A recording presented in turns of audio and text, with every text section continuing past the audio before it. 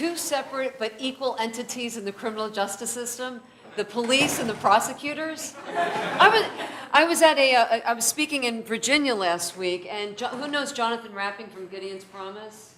So he's one of my heroes, and he played that, and I'm proud to say, oh, turn me on. I don't really watch Law and Order, but when I heard two separate but equal entities in the criminal justice system, I'm like, well, where are the public defenders? I always thought that we were at least one of the major entities in the criminal justice system. I didn't know they were separate. Well, can I add another? I'll add the judges to that same, the other entity. This is what our juries are seeing every single day on the news. The headlines are about who our clients are. The hoodlums. I think President Obama called thugs. That's what our clients are referred to as. This is a client of mine who was at a bar with his friends. The Seattle Police Department used to like to come as the bars were being let out at night. And his buddy was smoking a cigarette, put it down on the ground, and the cops came over to arrest him for littering. My client said, what are you doing? What are you arresting him for? And they said littering, so my client made the fatal mistake of picking up the cigarette butt. That was disrespectful. This is what he looked like at booking when he was charged with disorderly persons and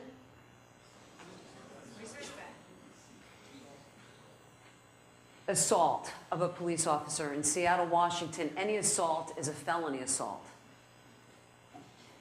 Requests for discovery of dash cam and police video, there are none until midway in trial, and oh, we found it, and like Keith's case, the case was dismissed. This is another client of mine. He made the mistake of going to a bar on New Year's Eve to see his friends who were rap artists at a casino in Seattle. He went outside to smoke a cigarette, and when he was outside smoking a cigarette, all of a sudden he was surrounded by a group of white guys who started to beat the shit out of him. Sorry, the stuffing out of him. The police were called because my client was a victim of an assault. As the police were arriving, the bouncer was pulling these guys off of my client who had kicked him in the head, punched and beaten him, and the bouncer was pulling my client up, and they all scattered. When the police arrived, they saw the bouncer with my client. What do you think they did? They handcuffed him, they threw him against, they didn't handcuff him, they threw him against the ground. They stepped on his back, and within 17 seconds of arriving, he was tased not once but twice. And all the while, the officers were screaming, put your arms out like an airplane, put your arms out like an airplane. If you know about tasers and the voltage that's going through their bodies, and the police have been trained about the physiological impact of tasing, my client couldn't do anything. But that was disrespectful. So the third officer who arrived started to billy club him. Then he was cuffed, and as he was being put into the police car, he turned his head, and a small spatter of spit landed on the female officer's face. And she had just found out that she was pregnant. Her husband was one of the higher-ranking officers in the same department. My client was taken to someplace in the area of the casino for 17 minutes. No one knows what happened. But all I know is that when I subpoenaed the photographs, a spit mask was put on top of my client's face. He was handcuffed and hog-tied and then transported to the hospital where he had concussions and very serious injuries. He was charged with felony assault. I start these stories and this conversation about communication with clients is that I had to develop a relationship with my clients. And when you look at me, what do you see? Don't be afraid. A little blonde lady, a little white blonde lady, and I'll go as far as to say a middle-aged white woman. I had my comeuppance with a client when I had been practicing for about 20 years. Moved to Seattle, and I walked in and I was handed 150 felony cases. This is in 2006.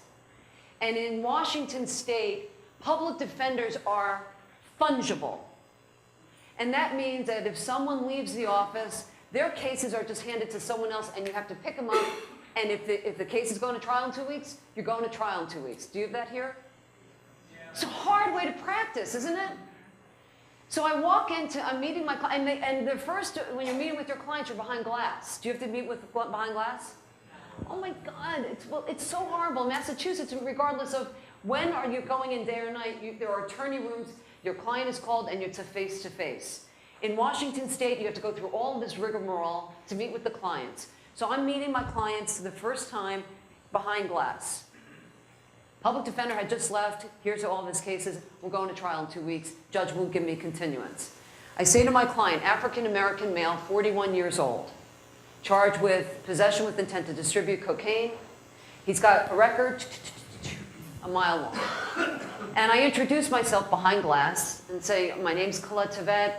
I'm, just started working at the public defender's office, and I'm going to be trying your case. And he's just standing there looking at me like this. He won't say anything back. And I said, well, and he's like, really, what happened to Doug? I said, well, Doug left the office. So we're going to trial in 2 weeks. What do you know about me? Well, that's why I'm here today. Oh, you're here today and we're going to trial in 2 weeks? That's great. And, I've been in custody for 10 months now. I'm so sorry. God, that's really terrible. I feel for you, and I totally understand how you're feeling right now. I totally understand how you're feeling right now. And this was his response. He sits back and he says, well, that is just golden. Well, oh my God, how old are you? 43. And do you have any kids? Yes, I do. How old are they? They're in high school. Really? And do they go to a public or a private high school? Counselor? I said, well, actually, they're in private school. And he said, and how many, have you ever been to jail? Well, yeah, I've been practicing for 20 years. I've spent a lot of time in jail. But can you leave the jail at the end of that visit? Yes, I can. He goes, well, tell me, you know what it feels like to be in jail? How does it feel to be a 41-year-old black man in Seattle? How does it feel to be a homeless black male in Seattle? How is, did you see my record? You think I'm getting any jobs? You know why I got arrested? Because I was homeless and I was living in the parking lot right next to the jail and right next to the courthouse. And I sold a small amount of crack cocaine. Now I'm charged with, selling in the school zone. You're going to win my case. And when you look at that white jury in Seattle, you think that they're going to be very understanding, counselor? That's great, counselor. I'm glad that you totally understand how I feel. That is what our clients are thinking when they meet with us. We're lawyers. And until we can talk to our clients, and maybe we don't understand their condition, what they're raised in, but we can talk to them and try to understand and help communicate that. Because we as public defenders are forced to deal with some of the lowest people on earth. People who have no sense of right and wrong, people who will lie in court to get what they want, people who do not care who gets hurt in the process. And it's our job and our sworn duty as criminal defense lawyers to protect our clients from those people. That's my best friend, Cynthia Roseberry. That's what she says. And then I heard that quote and I said, that's damn right. That's what our sworn obligation as public defenders is. To talk about, to meet our clients, to listen to our clients, and to tell their story like Keith has just been telling us about. 2 years ago, I was at a lecture where they talked about the Harvard implicit bias test. Has anyone heard of this? I beg you all to take this test. It takes about 10 minutes. And it's a test where it's to see whether or not you have any hidden biases. And you'll be shocked at what the results are. And it's something that we should all be cognizant of when we are meeting with our clients. As I said to you before, I went from one jurisdiction where I was very comfortable practicing to another jurisdiction. And it was a really good lesson for me to learn. Because when I went to Seattle, Washington, all of a sudden I had to know what all the elements of the offenses were. I had to understand what the case law was. I went from a commonwealth to a state. And so here in Delaware, how many of you are less than 5 years of practice? Okay, so we have several. I mean, part of being a really good lawyer is understanding what the elements are so that when our clients, when we're meeting with them, they start asking us questions like, what does that mean that I'm charged with that? Can you suppress the drugs? Clients always say, but they didn't read me my rights. How many of you heard that? But they didn't read me my Miranda rights. And you're like, I understand that, but you didn't make any statements, did you? No, but they did not read me my rights. Where you're conducting the interviews, all right, these are a few of the options. Let me ask you this. How many of you have most of your clients in custody? How many of you represent misdemeanors or juveniles? Okay, great. How many of those that represent misdemeanor and juveniles, your clients are actually in custody as well, or many of them? One of the things that I always feel that the forgotten clients are some of our misdemeanors and juvenile clients. When I was at the public defender's office and I had 150 cases, who do you think I triaged? Was it my felony clients? No. It was my misdemeanor clients. And that is a big mistake. Because for a misdemeanor client who's facing, maybe you're 18 years old, marijuana is not legal here, right? If your client is charged with possession of marijuana, what is the offense? What are they looking at? 6 months for possession? 3 months? 3 months? And what, I'll make it real simple. Is it they are facing time in jail? The possibility. The possibility, okay. If I'm an 18-year-old young black male who's charged with possession of marijuana, and I'm convicted either by way of plea or by jury, is that going to impact my ability to get a job? Really? It would in Delaware? Why is that? Because the job market sucks, and they can pick and choose. The job market sucks, right? And so we all know, again, about all these tests about the same 2 resumes, and you simply put what's called an African-American name on one and a white name on the other. Who gets the job interview? Chloe Jones, right? And when you show up as a young black or male or female for a job interview, and they say, have you ever been arrested or convicted? And you say, yes, for what? Well, it was just a minor drug offense. Are you going to get the call back? So these minor cases that we have to talk to those clients. We've got to tell the same type of stories that Keith is talking about in Evan for all of our clients, including our misdemeanor and juveniles. Where you conduct the interview, it doesn't matter, but the last one, that's a public defender phone. That's my phone too, actually, at NACDL. Do you think that you're communicating with your clients when you're talking to them on the phone? They can't hear you. And Quinn and Adele are going to talk about this with investigation. When I say they can't hear you, when you're trying to give them information, when you're speaking on the phone, or now in most jurisdictions, video, do you have that communication? Oh my God, it's horrible, isn't it? Do they do video arraignments here? Oh, Diane Price, who works with me, we were in Indiana a couple weeks ago, and they're doing the video arraignments. And I say to the judge, And we saw 25 and 23 minutes, and everyone is being held on high cash bails. Bond. Where are these guys? And where are they? Where's the jail? It's in the building. It's 3 levels below. So why are you doing the video? Because it's faster and cheaper. Do you think our clients that are on video, that are hoarded in for 1 minute, feel like their voice is being heard? It's not. And I know that there's pretrial reform here in Delaware. Is that correct? With risk assessment?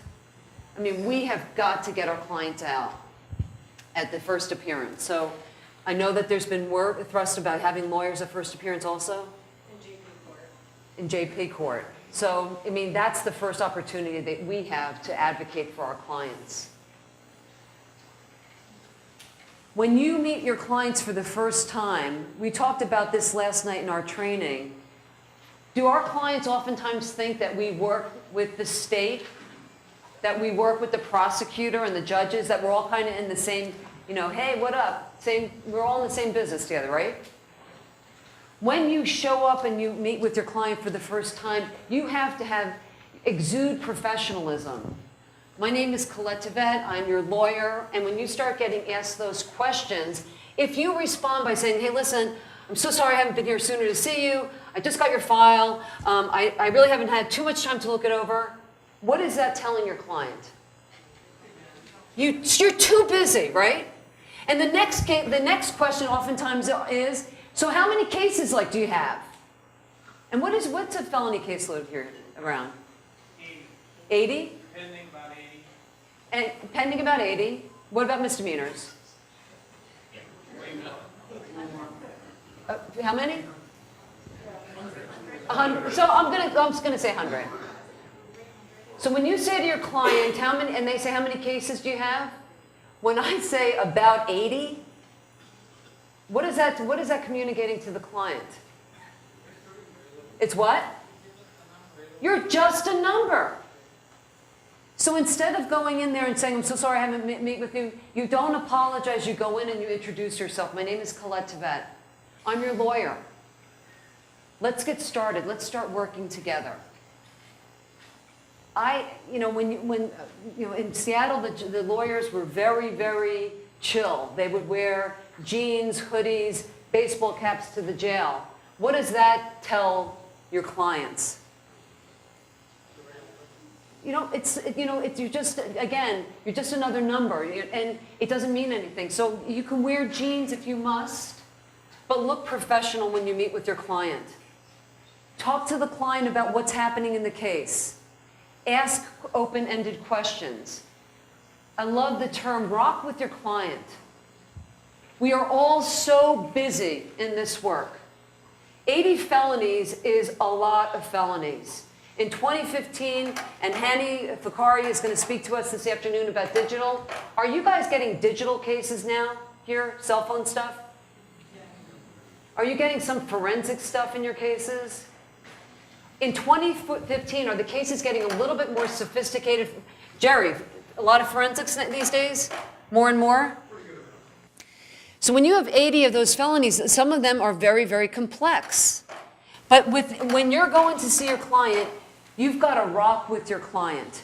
And even if you only have 15 minutes with the client in jail, give your client their attention. Those moments, Keith said 8 seconds. If you have 20 minutes with your client, give them 20 minutes. Ask questions. Listen to what they have to say. Mark Twain says, stop talking. If we're supposed to talk more than listen, we'd have 2 tongues, 1 ear. And listening is not the same thing as hearing. Hearing is bum, bum, bum, bum, bum, bum, bum, bum, bum, bum, bum, bum. You hear it. But listening requires focus. Our clients can tell when we're not listening. I can tell that people aren't listening right now. Our attention spans are limited. But when we go in there and we're talking to our clients, they know. They can spot it a mile away. So when you're going to go see your client and you know it's going to be another 2 weeks before you go back to see them, give them that time. 85% of how we communicate is nonverbal. Open. interested, lean forward, make eye contact, hear what they're saying. Open-ended questions. When you come in there and you're like, geez, I'm so sorry I haven't been there. I've got so many cases. I'm so sorry. I was caught up in Judge Smith's courtroom. I know I said I was going to come in at 2 and it's 3 now and I only got 10 minutes to do, so we got to cover a lot of bases. What's going on? I've got some questions. We got a prelim coming up. Tell me, like, so what happened at the shooting? Like, were you in the car? Just calm yourself. Keith Belzer used the term many years ago, is to quiet your mind. Jeff Shear and I have been doing meditation now for years. Every day it's part of our daily practice. I have permeated other friends. A. Platt now meditates. Diane, we're all getting people to meditate. Why do I say this? Not because of crystals and me coming from Seattle. I had to quiet my mind. When I grew up, so do you think I might have grown up in New Jersey? Hypothetically, I have.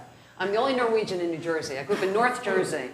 I practice in Boston, crossing cops, quick talker. I'm fast, fast, fast, fast. I go to Seattle, Washington. I'm trying a case. My law partner, Jeff Robinson, said, slow it down. You're at about a 10. You need to go to a 3. Same questions. And how did I get to a 3? I had to quiet my mind. And so what meditation and a daily practice for me allows me to sit with my clients. And that's what we have to do. When we give them that time, sit with them. This is a corny picture, but let them feel at ease to speak with us. When you slow it down and ask open-ended questions and listen to what they're saying and are giving receptive responses. So when our client, Mr. Hernandez, might make a mention that his father abused his mom, you want to say to him, well, thank you so much for sharing that. That's hard stuff. Do you mind talking? Tell me more about that. When did it happen? And how old were you the first time your dad hit your mom? And were there times where you felt like you had to interfere?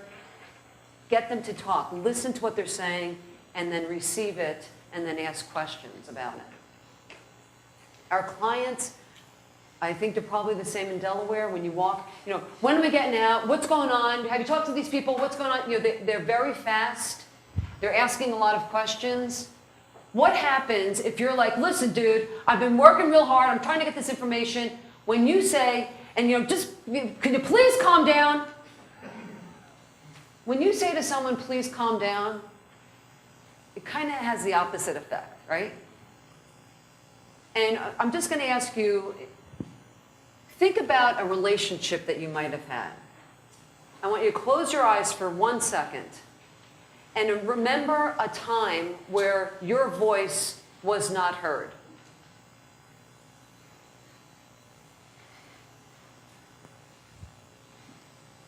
Now I ask you, how did it feel in that moment when your voice wasn't heard?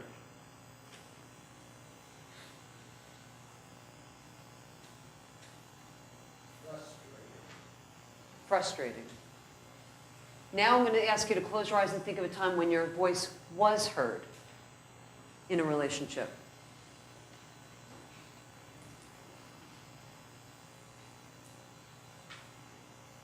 How did that feel?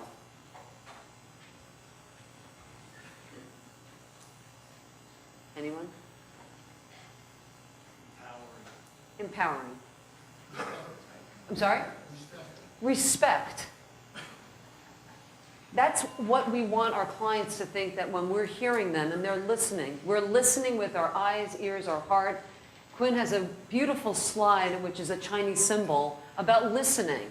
And it involves all of these senses, our eyes, our ears, our heart, our mind, everything. We come forward to that, and they can sense when we care about what their story is. I'm not going to make any disparaging comments about the younger generation. But hypothetically, have you ever been to a restaurant where people that are sitting at a table? I saw this with 5 people, and everyone was on their phone text messaging. Have you ever been at dinner where someone, or even on a date with someone, where they pull out their phone and they start doing something on their phone? When someone pulls out a cell phone and starts doing that, do you feel listened to or respected or empowered? No. You feel ignored, hopefully. Hypothetically.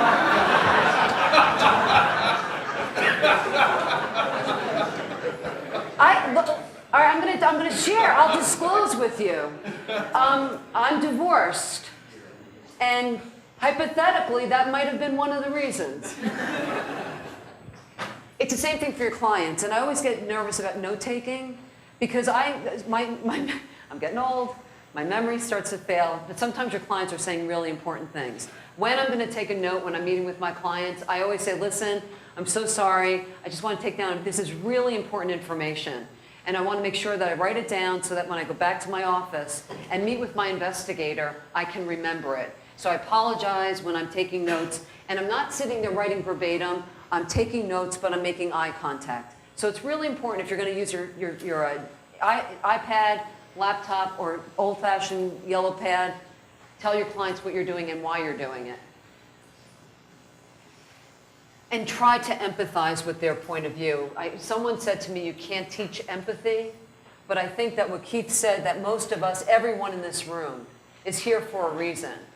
And we have to really allow our clients to understand that we may not be a 41-year-old African-American male who's facing time in jail, but we can empathize what it feels like to be taken away from their family, to lose their job, to not be able to get benefits, to get thrown out of Section 8 housing. This is hard stuff, and we all have those stories in our heads from someone that we know and love in our lives.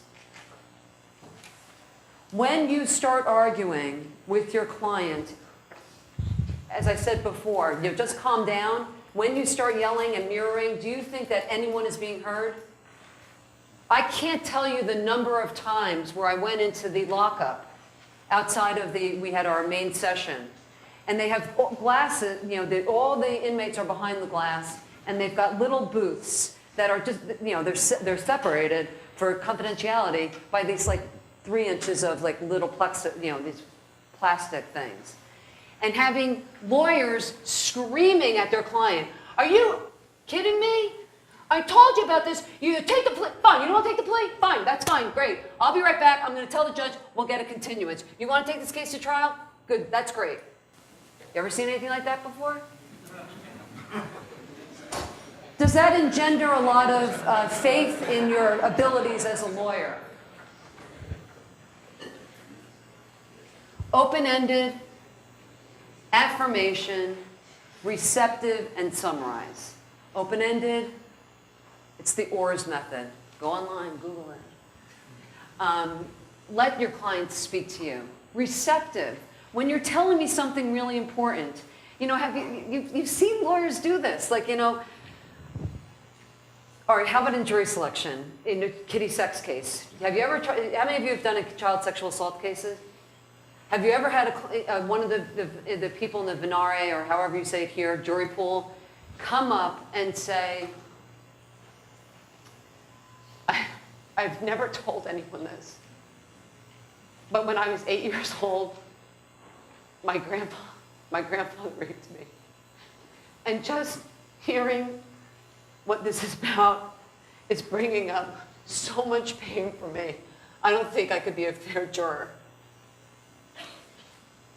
Now, as a defense lawyer, I would hope that you would be receptive to that. I'm so sorry, or that must be really hard. You nod, I'm really sorry. Judges might say, well, I'm looking at your jury response, and you're 57 years old. You said that happened when you're 8? That was your grandfather, but you know that this is his stepdaughter, and you understand that your important civic duty to be a juror, and the jurors, the tears are still coming down. Well, I find that you're fair, and then you can be objective. That's not being receptive. So when our clients are sharing with us incredibly important, poignant moments from their life, you have to be receptive of that, and you have to acknowledge that and receive it and tell them, thank you so much for sharing. And I'm so sorry that your father, beat your mom, and that when you were 18 years old, that you got arrested for attacking your father. What that says to me is that you cared so deeply about your mom that you could not allow this to happen. and then to summarize, and oftentimes using their words and then mirroring it back to them. So what you're saying is, and you summarize. I like to tell them what is going to happen next, walking them through the process. I draw on cocktail napkins with Keith Belzer, but I also draw with my clients. So I kind of like to take them through the steps, right? There's going to be the preliminary hearing, grand jury indictment. There's going to be an arraignment, opportunity for you to re-argue bond. You're getting information about your client's background, their history, case review, second case review. What does all this stuff mean? Investigation preparation. We're going to get ready for the evidentiary hearings and the trial. If you start walking your clients through the process, they feel like you're really engaged and you're explaining every sentence, every part of the process. Do you get discovery before your prelim? You laugh. You don't get, so when you're at a prelim, so I guess you just say that you don't really have many questions, right? Because you don't have any discovery, right? You've got an affidavit, an arrest warrant, and guess what else you have, right? You've got a client, right? So you get the affidavit, which is like bare bones, and it's only one-sided, right? But you could start asking questions of your client so that they can understand, fill in the blanks. Where were you? Who were you with? Did you make any statements? Did your co-defendants? Who are the co-defendants? Do you see the cops talking to them? I was here a couple weeks ago. I saw John Deckers doing a prelim. And he was, cross-examining this lead detective for quite a long time. And I asked Dawn, does he have the discovery? And she said no. So I imagine that John must have had an affidavit. Did you have an affidavit? Yes. And you had a client? You asked him any questions? Yes. Thank you for working with me. No, I kind of love it. Then that would have been really good. It's a wonderful opportunity. And the other thing that I imagined and was thinking about it is watching the client seeing your lawyer kicking ass of the cop. That's really important for your clients to see you fighting in court on your case. How many cases did you win in motions to suppress here in Delaware? A lot? You don't get all your statements suppressed? When I practiced in Lowell, Massachusetts, my confession rate was 97%. And then I went to the Reed Institute, and I became a certified police interrogator. And when I started to cross-examine the cops after I've been Reed interrogated, certified, my clients could see me starting to kick a little ass. I lost almost every motion to suppress, but when they see you fighting and asking the questions that they asked you, do you know if Johnny said, talk to the cops? I don't know, let's find out. And then the police, and the other thing that I like about the prelim, but did you talk to the store owner and the 3 eyewitnesses that were there? And when they say no at the prelim, you're doing some gate closing, which Abe will talk about in cross-examination. It's now giving a little bit of insight into what the officer did or did not do. The perfect case for the defense and prosecution. So there's a lot of good that can be done even before you get to the negotiation stage. And telling the clients what you're going to be doing to prepare their case, including getting reports, getting medical records, getting signed releases. I always bring signed releases when I meet with my clients. We just sign off on it. We're going to get your records. We're going to try to get the police reports ASAP. Prosecutors a complete nightmare, but I'm going to file motions. We're going to preserve any kind of videos, 911 calls. I'm going to speak to your family. Give me your name and telephone numbers of people I can reach out and contact. You have in-house investigators in Delaware, right? Use them. And that sounds, sorry, my daughter says I'm bossy. That sounded too like, use them. I don't need to sound that patronizing. They're a wealth of information that they can be helpful with. We're very busy. Then give it to your investigators. Make my life easy. Here's what I'd like you to do. Start using investigators for your misdemeanor cases too. And there's a lot of stuff that you can get out there from in these misdemeanor cases that are very helpful that your investigators can uncover. Do you have any mentally ill clients in Delaware? Wow. In 2012, there's over 350,000 inmates with severe mental illness. And that means either actively schizophrenic or bipolar, severe mental illness. 35,000 in state psychiatric hospitals. Our prisons are our psychiatric hospitals in this country, period, end of story. One report has 1 in 4 of our clients that are inmates have mental health issues. So what is the problem with our clients with mental health issues? Have you ever heard of racism, sexism? Saneism is one of the other isms. Judges don't like crazy, mentally ill people. Juries don't, right? They're afraid of them. When you have a client that's schizophrenic and does something, do you think the judge is going to want to let them out? Why not? What's the fear for judges with our... The what? Get blamed. They'll get blamed, but they're going to do something bad, right? So we lock them up. And they say, and they're too crazy to be let out because of public safety issues. And then 3 weeks later, you negotiate a plea of probation, and what does the judge do? Lets them out. Do you have really strong services for mentally ill people in Delaware? Like, oh my goodness gracious, he seems like he's mentally ill. What can we do to help him? Doesn't happen. That's our job. So what I've 25 years in, I know a couple things about my clients. So mentally ill people don't often see themselves as mentally ill. Very little insight into their illness. Do they want to take medication? Do your clients want to take medication? No. Because they're not sick, right? Diane, I think you should start taking insulin tomorrow, okay? That doesn't seem like a good idea. Why doesn't it seem like a good idea? Because there's nothing wrong with me. And do you have diabetes? No. But I still think you should take insulin. Well, no. All right, so that's what our clients are hearing when they're saying, take lithium, take risperidol. The side effects of medication are really bad, our clients don't like it. And so we have to, these are some of the red flags that as we're meeting our clients for the first time, some of the symptoms that you might be seeing. That look familiar?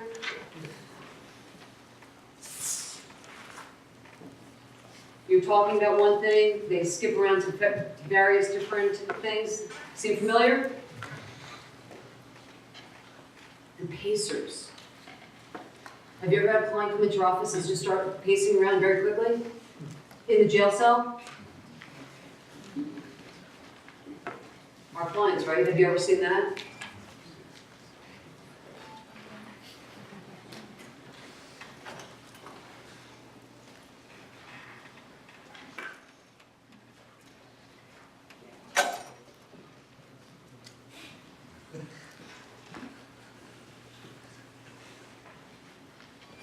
I learned that transition with my slides. Those are just some of the symptoms that we see with our clients. And so when we are, as public defenders, we have to look for what are our clients' current symptoms. I mean, we're making decisions about waiver of Miranda, or waiver of counsel, waiver, whether or not they're competent, NGRI, things that we have to look at immediately. And questions to ask, have you ever been treated for mental health disorder? When I'm meeting with clients that have mental health issues, I want to ask them, have you ever been treated? What kind of medication are you taking? How much? What's the dosage? Have you ever been hospitalized? Do you know why you're here? Is there someone I can talk to? Those are the questions that I always ask. I have the releases with me. I want to get some general information about our clients. Be comfortable with being uncomfortable. I've had clients that would sit there and rock and not want to talk, but the fact that I was able to just sit with them over time, and it's going back to the psychiatric hospital. Do you have a state mental hospital here too in Delaware? And if your clients are really not able to serve time in a correctional facility, are they sent there? For a period of time for restoration? Do they give a lot of medication to control the clients when they're at the state mental health hospital? We call it snowing the clients. Like you just pound them up with as much meds. And have you ever had the client with the Thorazine shuffle? And they're rocking back and forth? That's because they are afraid of being a compliance problem. Schizophrenia. Well, hallucinations, paranoia, bizarre delusions. There's a wonderful TED talk by Elyn who says, They're not schizophrenics or people with schizophrenia. Be respectful. Mr. Belzer.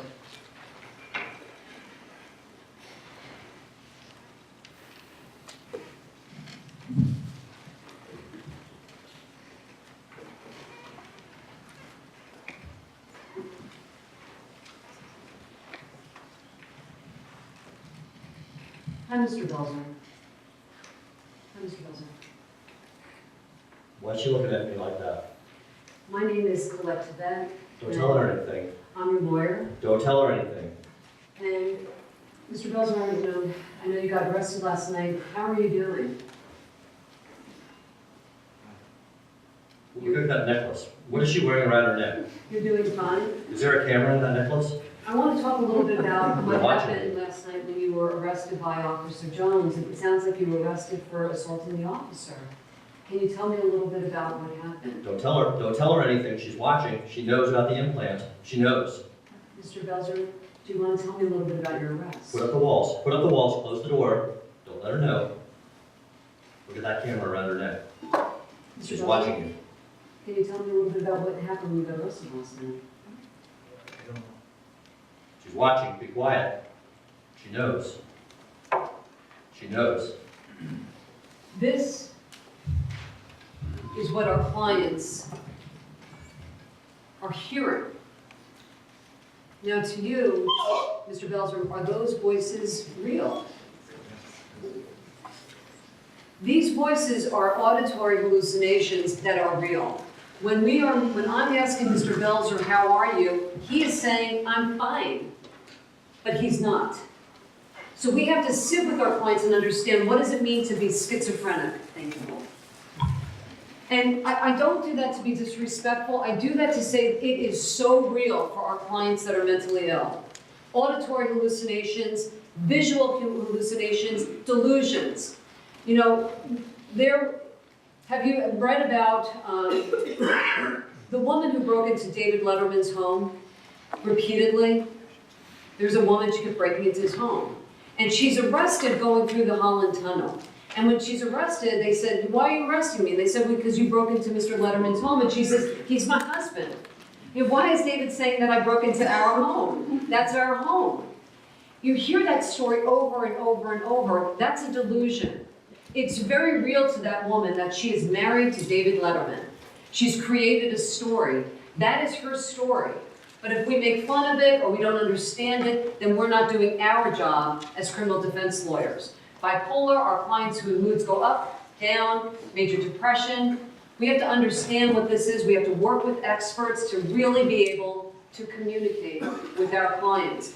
When your client is manic, are you able to really communicate with your client? Is it hard to? When your client is floridly psychotic, can you communicate with them? No? It's hard, but you can sit with them and you can be respectful. When you are angry with your clients that have mental health issues, when you're not listening, when the prosecutor says your client is batshit crazy, oftentimes we laugh. Diane and I were working on what are some of the words that we have heard by defense lawyers about our clients. Crazy, loony. What are some of the words that you've heard people say about crazy clients? Nutcase. Psycho. I had an expert, a forensic psychologist, call my client, and I apologize for my language. This is a quote. Your client is bat fuck crazy. That's the expert that we were paying. So when you say, how are you, sir? And when the answer is fine, it's not always fine for them. There's a wonderful, I love TED, I love TED Talks, I love YouTube videos. I just really beseech you to listen to Dr. Xavier Amador's, it's a YouTube 2-part video about, I am not sick, I don't need help. And if you represent people that are mentally ill, I really say, for free, listen, empathize, agree, and partner.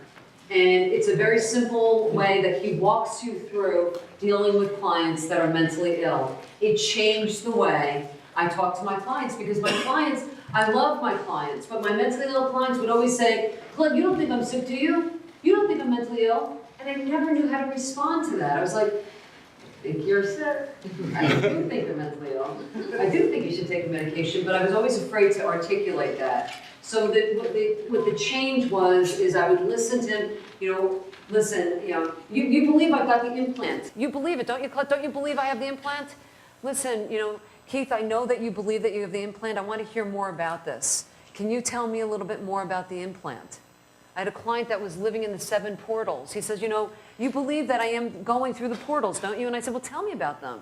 Tell me about the portals and how do you get back? I was asking questions about it. By asking questions, he trusted that I believed what he was telling me. When you establish that trust with your clients, then when they say to you, listen, part of the condition of probation is that you continue to comply with mental health treatment. They're going to be calling the doctor if you sign this release. What do you think? Do you think I should do it or not? Well, I think it's worth a try. I hate taking the medication, but it's made you better. Why don't we partner and you could talk it through? So, and again, Elyn Sachs is another TED Talk. Amazing. This is a professor in California who's schizophrenic. She's a woman that is schizophrenic, that has the disease. And she talks about it in such powerful ways. When there's a lot of very famous criminal defendants like Ted Kaczynski, right? Graduated from Harvard, PhD from UMich, professor at Berkeley,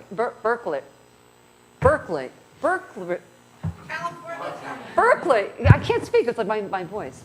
And then leaves everything to move into a cabin that was created just like Thoreau's, and then writes his manifesto, The Unabomber, 165 IQ.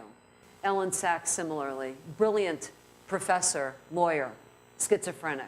And she talks about 14-minute YouTube video, that's it, 14 minutes, and you'll get it, what it's like to be schizophrenic. Some of the things that for whether our clients are mentally ill, whether or not they have drug or alcohol issues, or whether or not they're just, whatever it is, I always talk about confidentiality with my clients. Do you have, your RPC's 1.6, you're supposed to talk to your clients about confidentiality, right? And so the way that you do that, sometimes it could be very closed off. I mean, it's, everything is confidential except, and you've got certain qualifiers. I like to when I talk about confidentiality with a client, I think of it like this, like I'm in the bubble, right? And I'll always say to the clients, and I do it on my first visit with my client, listen, I mean, I know that you're charged with murder, and there's a lot of stuff, and however you decide you want to get your client's story. I say to my client, everything that we talk about in these 4 walls is confidential. And you could tell me that you killed your mom and you stamped on her face and you ripped her into ribbons. It doesn't matter. Whatever you tell me is confidential. And I can't release anything that you're telling me unless and until you give me your permission. And there's the exceptions, like if your client's going to commit a crime or there's certain exceptions. Who's been practicing for more than 25 years? Have you had many of those times where you felt like you had to reveal your client's confidences? I've never felt that I had to reveal it. And so I imagine that there's only a handful of times that it may even come up in the course of your career. I want the client to feel free to understand that whatever they tell me is going to remain confident. I know I was found with the bloody knife in my hand at the scene and said, bastard deserved killing. But you can get me off, right? You're going to get me out of jail tomorrow, right? Can't you? I like to be honest with my clients and be very clear about expectations and reality. You're charged with first-degree murder. You're not going to get out. You're charged with armed assault with intent to murder, a serious felony. And given what your record is, I'm going to fight to try to get you out. I'll put some conditions on it. We could see if the judge will agree to have GPS monitoring or ankle bracelet, whatever you call it here. But I don't want you to be too expecting to get out. It sucks. I know that the reason that you were at that bar, I imagine like with Keith's case, when you have someone that bludgeons someone with a pool cube with what in it? Lead. With lead. Did you get your client out on bail or bond? Say, so good. Well done. There was some story about the cool kid Yeah. walking around. But were you disclosing very early on about about who the complaining witness was? A lot of that was evident from the police report, and my guy gave a full statement indicating it was self-defense. I mean, it wasn't a real tough biter. But sometimes you don't have that good of a story. So you may, when someone is either bludgeoned to death or killed or murdered, or your client is charged with having sex with an underage, their 7-year-old daughter, chances are not getting out on pretrial release, correct? So just be clear with your client, but say that doesn't mean I'm not going to continue fighting. Do you think I'm a predator? Do you think I'm a molester? I'm going to say no. My clients no. I don't. I want to hear more about it. Because they're so afraid that we are judging them like they've been judged by so many people and the system. I keep a to-do list for things that I promise that I'm going to do. I never promise a result. In Washington State, if they say, so like, should I take the deal or not? What is the chances, what's the percentages of me being found guilty or not guilty? You can't give that number. Can you do that here? You can't do it. And you shouldn't do it. You can have a slam dunk winning case, and the jury might say the horrible words of guilty. So I never promise any results. If you say that you're going to do something, follow through. Tell them that what I'm going to be doing the next several weeks. And until we meet again, I always give them a homework assignment. A few things that I always ensure my clients on in my meetings with them. Do they tape record jail conversations here, phone conversations? Have you ever had a client that, and it says, but this is a recording, everything you say is going to be recording. They tell them that, by the way, anything on this line is being recorded, and do your clients sometimes say stuff? How many times have you had a case where it's circumstantial evidence, and there's not enough evidence to really, there's very circumstantial on a murder case. Hypothetically, I might have had this. And then the client confesses from the jail. And the only evidence that convicts your client is his own words from the jail. So I always say to the client, I tell them that story every time.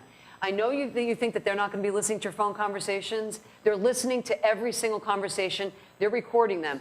I never thought that my communications with clients would be recorded. Did you ever think that your own conversations would be recorded and sent to the prosecutor?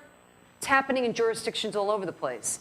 So if and when I'm speaking to my client on the phone, I'm telling them, hey, just so you know, this is Colette Tvedt. I'm your lawyer. This is privilege, whatever. I try to put that all over the conversation so that would never be used against our client. I might ask them to say, to think about it. Next time I come to see you, I'm going to ask you questions about what happened while you were in the interrogation room. If you're giving them homework to do notes, make sure you say, don't share that with your cellies, right? If I'm giving them their discovery, please don't share that with the people that are in jail. Don't ask for legal advice. How many of you have had a snitch testify against your client from jail? It happens. I'm open with my clients. I'll show you yours. You show me yours, I'll show you mine. Sounds a little dirty, but I'm open with my clients, and I'll tell them, I want to make sure that they feel comfortable in me, and I feel comfortable that they can tell me anything. I give them my card. Here's how you contact me. When you call my office, if I'm not there, whatever the protocol is at the Delaware Public Defender's Office or the conflicts office, ensure that they can get in touch with you. And then ask them if there's any questions that they might have. It's always the last thing. Before I leave, is there anything more you want me to do? Is there anything? Who do you want me to contact? I like when the clients are asking, so what are you detaining them, my lawyer for? That's Jamie Tolson from the San Francisco Public Defender's Office. She's one of my heroes. Grace under fire. I'm between, you've got to go through me to get to our client. How much do you think that client respects his lawyer? In a simple, and not fighting with the officers, don't take any pictures of my clients. I'm representing them. No, I don't want you to do that. I'm representing them. Fine, we're going to place you under arrest. Place me under arrest. And she did, and it got national attention. I'm sure you heard about it here as well. That's who we are. We are the protectors of our clients. We are in a time period in 2015 where we can make differences. You know, we hear now that the officers in Baltimore, 6 of them arrested for murder. We'll see what happens. But the thing that's happening now is that our public is now seeing that these are human beings. Our clients are someone, and it's our obligation to tell their story.